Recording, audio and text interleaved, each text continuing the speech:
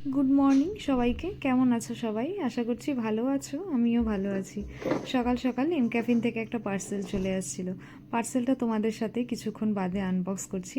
তার আগে চলো আজকের কাজটা শুরু করি। আজকে আমার বাড়িতে আছে একটা আইবুড়ো ভাতের অনুষ্ঠান, যেটা আমারই অফিস কলিগ, আগের অফিস মানে প্রেজেন্ট যে অফিসটা আমার ছিল তারও আগের, এটা বেশ কয়েক বছর আগের কথা। সেই অফিস কলিগকে আমি আজকে আইবুড়ো ভাত দেবো। কিন্তু মজার ব্যাপার কি জানো তো, অফিসটা কবে ছেড়ে দিয়েছি কিন্তু সেই সম্পর্কগুলো কিন্তু এখনও ভালো মতন টিকে আছে। আর থাকবে নাই বা কেন, সম্পর্ক টিকিয়ে রাখতে জানলে পরে সব সম্পর্ক টিকে থাকে। এই সম্পর্কগুলো টিকিয়ে রাখতে না খুব বেশি এফোর্টের দরকার পড়ে না, একটু মনের থেকে ভালোবাসা, একটু টান থাকলে পরেই হয়। কিন্তু কোনো কোনো ক্ষেত্রে আমরা সেটুকুও পাই না। আজকে সমস্ত কাজকর্ম করে রান্নাবান্না শেষ করে স্নান করতে একটু লেট হয়ে গেছিলো, তাই একটু ড্রায়ার লাগাচ্ছিলাম। আমি জেনারেলি ড্রায়ার লাগাই না, খুব রেয়ার। দেন ফাইনালি আমাদের আপকামিং ব্রাইড চলে আসছে, সাথে আসছিল পৃথাও। পৃথাকেও আমি ইনভাইট করেছিলাম সাথে।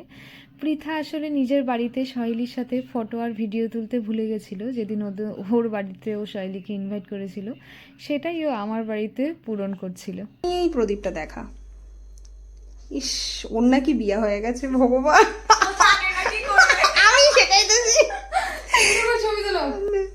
আমি নিয়ম কানুনগুলো খুব একটা জানি না, তাই পৃথা যেভাবে ইনস্ট্রাকশন দিচ্ছিল আমি সেভাবেই চেষ্টা করছিলাম সমস্ত কিছু পালন করার।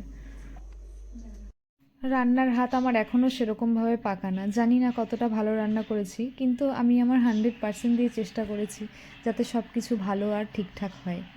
আগামী দিন সুখের হোক, ভালো থাকো, সুখে থাকো। তিনবার দিতে হয়। ও এখন তো তোর সবে মিষ্টি খাওয়া শুরু হলো। খাওয়া দাওয়া কমপ্লিট হওয়ার পর আমরা একটু বসেছিলাম, একটু তিনজনে গল্প করছিলাম। আমাদের গ্রুপে আরও মেম্বার আছে, তাদের সাথে সহেলির বিয়েতে আবার দেখা করাবো। চলো এখন এম ক্যাফিন থেকে যে পার্সেলটা আসছে সেটা আনবক্সিং করি। পৃথা ছিল, আমি পৃথাকে বললাম যে তুই আনবক্সিং কর, আমি ভিডিওটা করি, তো সেই মতো ও আমার আনবক্সিং করে দিচ্ছিল। এম ক্যাফিনে যে বাই ওয়ান গেট ওয়ান অফারটা চলছিল, আমি ওটাতে পারচেস করেছি এই একটা স্ক্রাবার অ্যান্ড বডি পলিশিং অয়েলটা।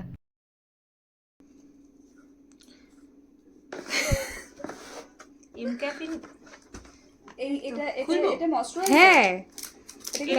এরপর ওরা বাড়ি চলে গেল, আমি ওদের আর আটকালাম না, অনেকটাই রাস্তা যাবে। সহেলির বিয়েতে এরপর আবার সবার দেখা হবে। আজকের ভিডিওটা এন্ড করছি এখানেই। বাই, ভালো থেকো সবাই।